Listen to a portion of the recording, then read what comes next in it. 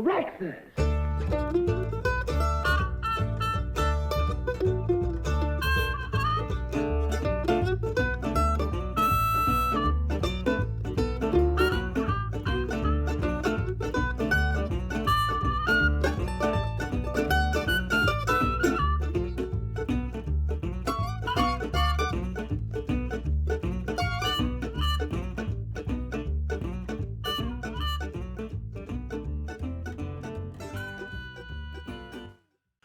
Good morning and welcome to Comics for Breakfast.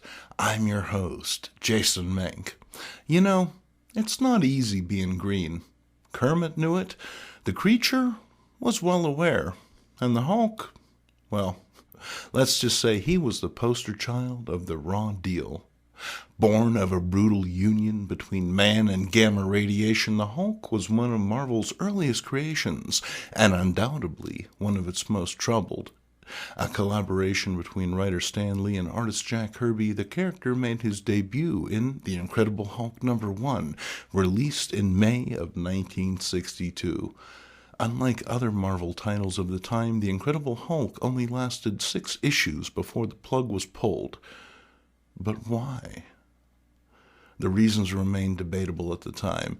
Marvel was limited by its distribution deal, which only allowed the publisher to release 10 books a month. Hulk was never the most popular title, so it seemed like the ideal candidate for the chopping block. This opened up a new spot for an idea Stan and Jack had been given the go-ahead to try, an emulation of the super team motif popularized by DC Comics' Justice League of America. However, the Hulk wasn't about to be forgotten. He'd be part of this new book, a colorful ensemble enigmatically entitled The Avengers. What exactly were they avenging?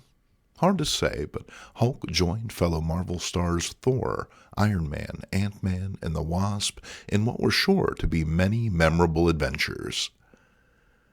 Only the Hulk was gone after issue 4, while the Avengers recruited a certain red, white, and blue hero and never looked back. The Hulk was once again left at a crossroads. No one was about to give him a solo title back, and his key no longer worked at Avengers Mansion. So where does a misunderstood green behemoth go when all other doors are closed? Why, over to an anthology title, naturally. Remnants of Marvel's Atlas Age of Giant Monsters, the anthologies had already seen long underwear incursions by the likes of Thor and Ant-Man, so throwing Hulk in seemed like the last solid option. Why Stan Lee clung so tenaciously to the character is hard to say.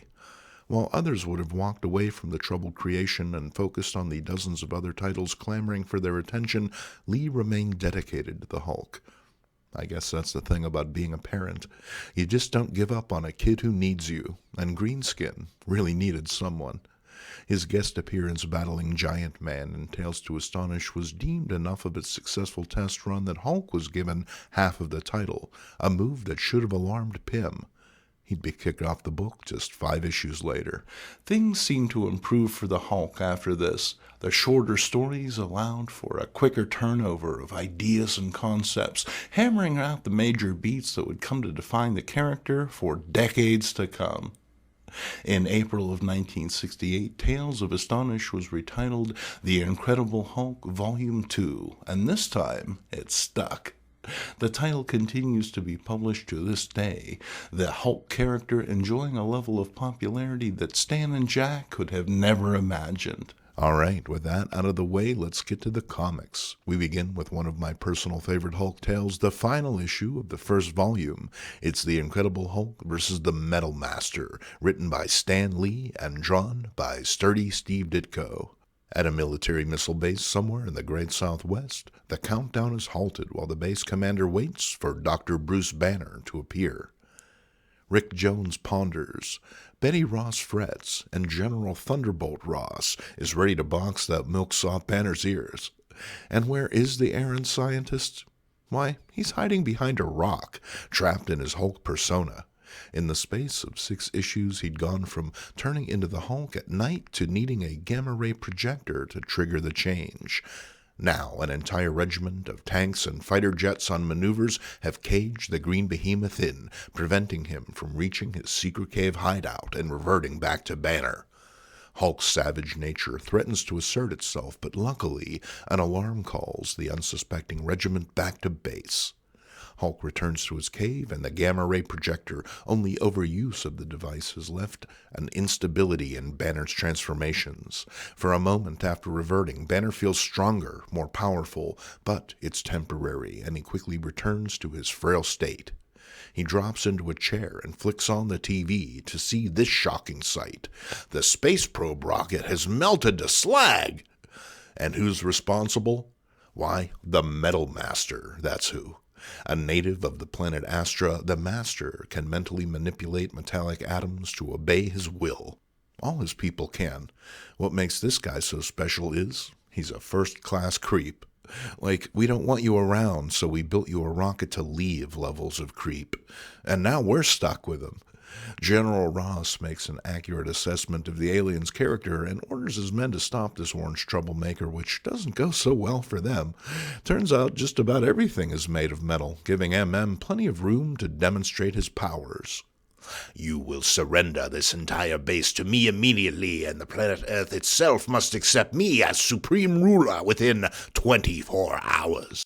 Weary of these tiresome mortals, our new alien overlord lazily flies off to find someone new to screw with, giving Rick leave to race back to the honeycomb hideout. Banner is already 2 steps ahead of the lad, blasting himself with another dose of gamma rays. Only remember those unexpected consequences we talked about earlier? Now stuck with Banner's face, but eager to scrap the Metal Master, Hulk comes up with a plan. His alter ego has made plaster molds and casts of the Hulk's head. He'll just wear one of those. Doesn't make a whole lot of sense, but hey, consider what's happened so far.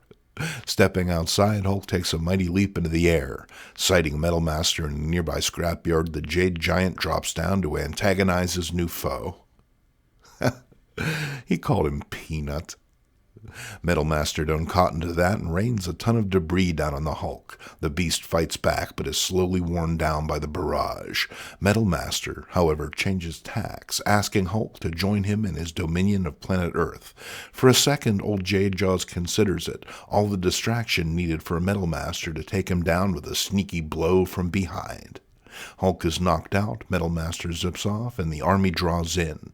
One of the soldiers notes the Hulk is wearing something and removes it. Only under the Hulk mask is the Hulk's face. What the heck is going on here? Hulk is airlifted back to the military base and incarcerated in an escape-proof cell. Rick tries to reason with his friend, but Hulk is enraged at being captured and tells the kid he's now on the list. Rick, discouraged, wanders off to find some fellow teeners. Glimpsing an elaborate radio setup, inspiration strikes. Rick knows how to help his sulky friend after all. Meanwhile, the Hulk makes short work of his escape-proof cell and heads back to the lab. Using the ray projector, he reverts to Bruce Banner, but the process leaves him too weak to stand. Thankfully, Rick is there to help old Doc get to bed. Banner has come up with a plan to rout Metal Master, but he can't do it alone. Cue Rick Jones and the Teen Brigade. The kids, interconnected by their elaborate radio network, assemble the parts needed for this latest device. Meanwhile, the Metal Master continues to fly around, melting all of our nice missiles and planes and stuff. Get ready, Peanut. It's time for a rematch. Hulk appears, brandishing an exotic-looking weapon he assures his foe has the power to defeat him. Overconfident, Metal Master summons his considerable mental powers to destroy this latest annoyance, but astonishingly, there's no effect. He doubles down, mustering his every iota of strength and willpower, but still comes up empty. Hulk taunts the alien, giving the U.S. military time to get into range. His confidence broken, Metal Master takes a cheap shot, but he doesn't know who he's dealing with. Hulk is now close enough to grab his foe for the first time.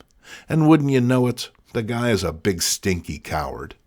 Hulk threatens to de-shell his brain and play deck hockey with it unless all is put back as it was before Metal Master arrived. With a display of mental power never before seen on Earth, everything is set right, and Metal Master exits stage left. Then we get this great scene of the Hulk thanking the teeners for their help. He mussed my hair. Hulk and Rick return to base and use the ray to revert Hulk to Banner, only this time it doesn't work at all, leaving our hero in his monstrous state.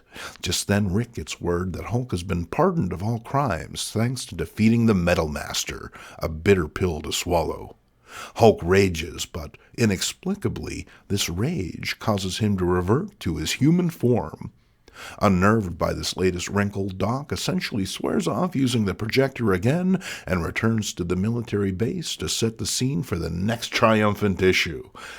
Only that issue never came. It's clear that the title was essentially being reset at this point.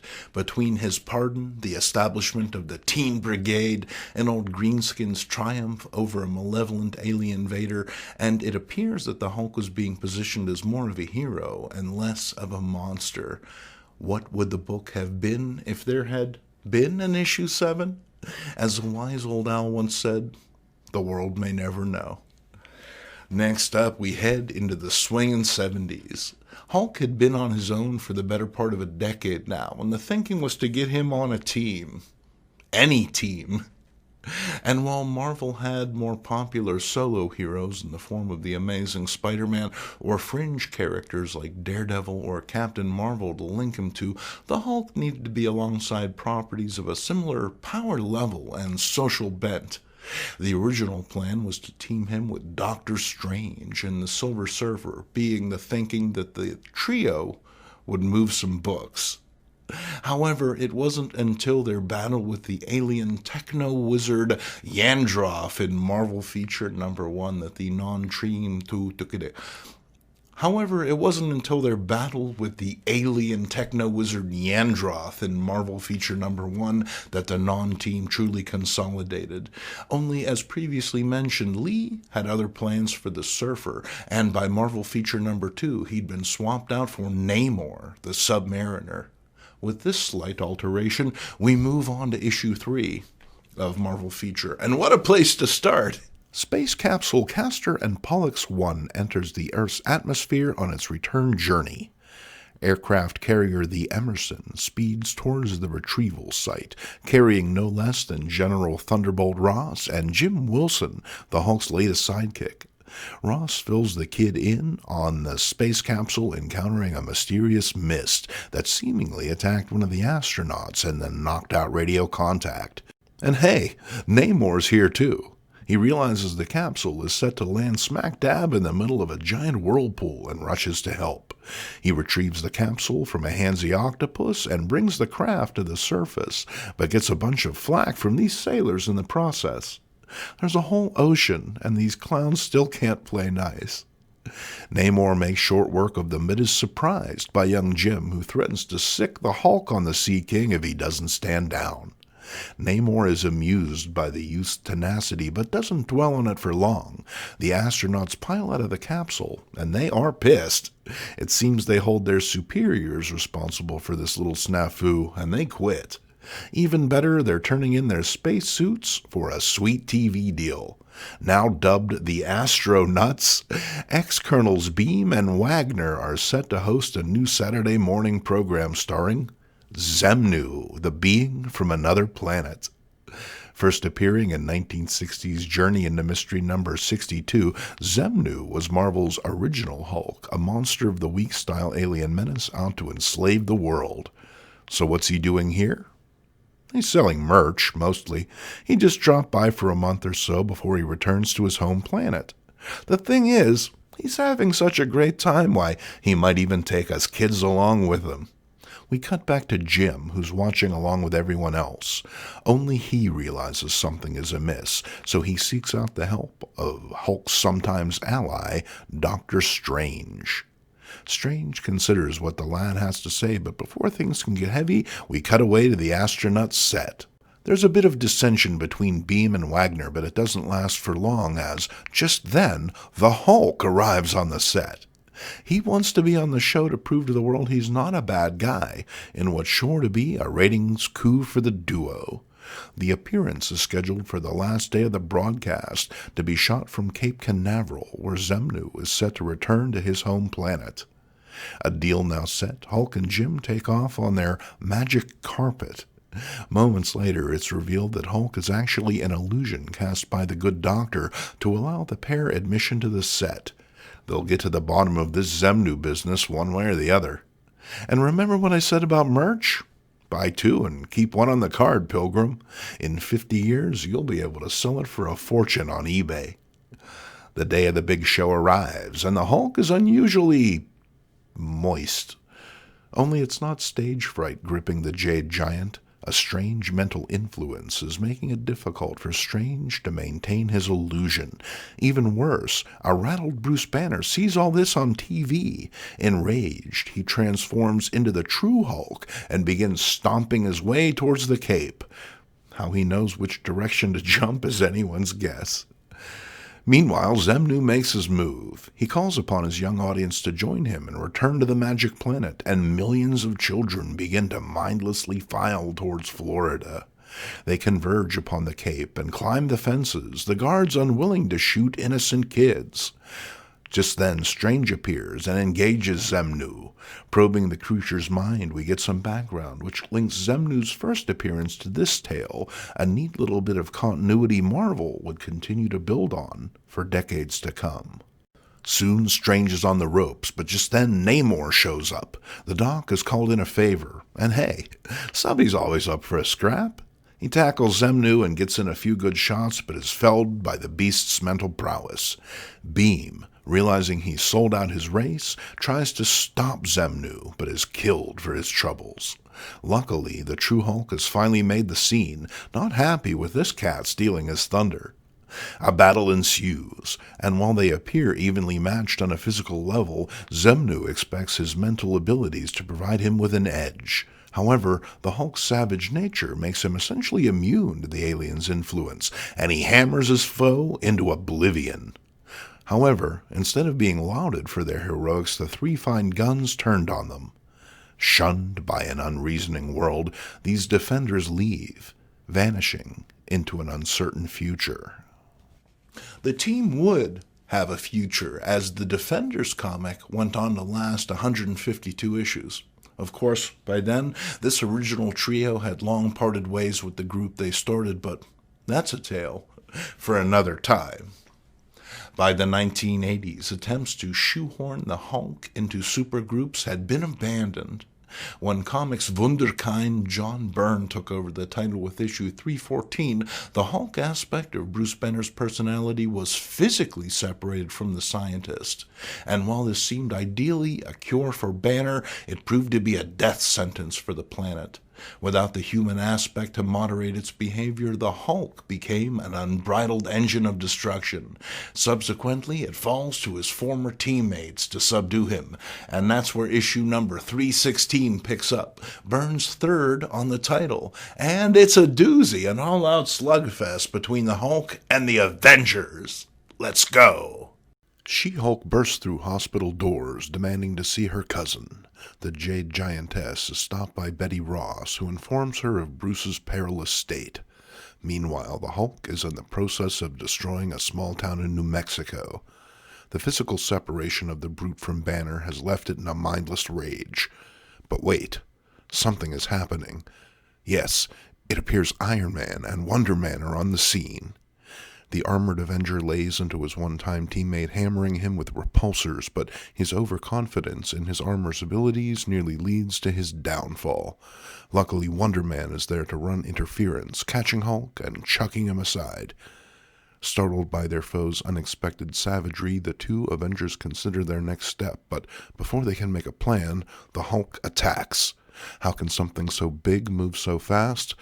Well, in all fairness, you guys were just standing there. We cut from this to the hospital, where a doctor speaks to Jen about the procedure needed to save Bruce's life. The cure is a dangerous proposition, one the doctor needs her to sign off on, and time is running out. Back in New Mexico, Hulk is preparing to crush Iron Man like an empty Schlitz can when Hercules drops in to even the odds. And hey, he's brought a friend, Hulk's one-time Defender partner Namor, the Submariner. It's Rage Sans Cage as these colossal combatants go at it, wrecking what remains of the town in the process. However, before the devastation can spread, another player enters the field. It's Doc Samson, and the Hulk is his responsibility. The heroes bicker amongst themselves, and the battle stalled. The Hulk wanders off, bored. Samson reveals he's the reason for the Beast's rampage and petitions the Avengers to let him handle the Hulk his way. Reluctantly, the heroes agree, and that's it for the scrap, but the epilogue comes in the form of Jen signing off on the experimental treatment that will either revive or kill Cousin Brucey. They give him the juice, and after a series of convulsions, he settles down into regular, normal, clammy old Banner. This is meant to be a win, but with the Hulk still on the loose, it's far from a happy ending. I remember really enjoying this issue when it first came out. I was a fan of John Byrne's art at the time, so seeing him draw what was essentially one long slugfest featuring some of Marvel's biggest powerhouses was a real pleasure.